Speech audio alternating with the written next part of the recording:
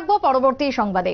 সিকিমে আটকে পড়া পর্যটকদের উদ্ধার করতে পারল না ইতিমধ্যেই সেনা, কারণ একের পর এক বৃষ্টি, রীতিমতো বিপর্যয় পরিস্থিতি, বানভাসী অবস্থা। এখনো পর্যন্ত পরিস্থিতি স্বাভাবিক হয়নি, তাই আটকে থাকা পর্যটকদের উদ্ধার করা সম্ভব হচ্ছে না।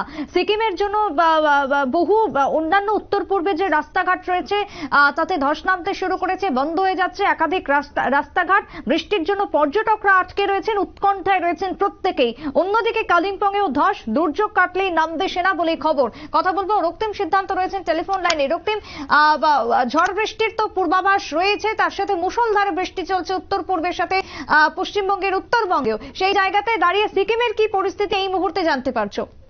দেখো, সিকিমও কিন্তু এখন মুষলধারে বৃষ্টি চলছে এবং বৃষ্টির জেরে আবহাওয়ার যে খারাপ রয়েছে, সেই আবহাওয়া খারাপের জেরে কিন্তু সেনা বা যে সমস্ত এনডিআরএফ বা এসডিআরএফ এর কর্মীরা রয়েছে তারা কিন্তু উদ্ধার কার্য চালাতে পারলো না। সিকিমে যে সমস্ত পর্যটকরা আটকে রয়েছে তাদেরকে আমরা আজ সকাল থেকেও কিন্তু আরো দুটি খবর পেলাম। সেটি হচ্ছে সিকিমে আজ সকাল থেকে কিন্তু দুজন পর্যটকের মৃত্যুর খবর, সেটাও কিন্তু আমরা পেয়েছি।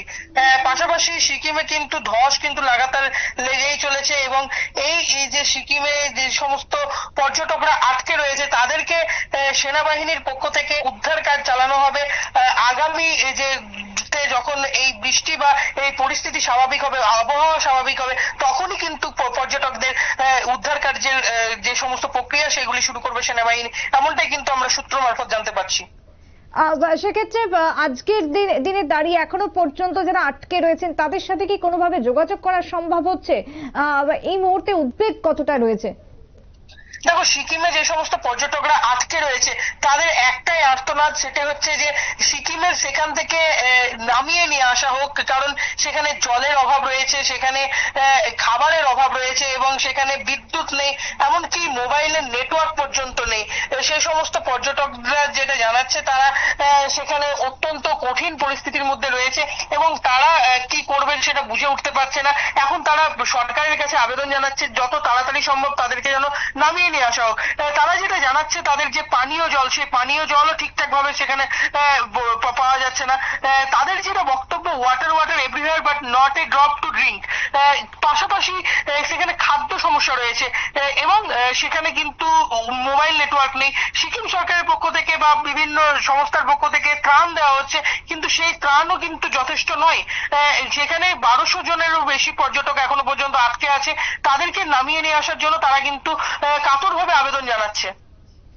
এই মুহূর্তে তিস্তার জলস্তর কি বাড়ছে? কি পরিস্থিতি সেখানে? জল কমার কি কোনো রকম আশঙ্কা রয়েছে?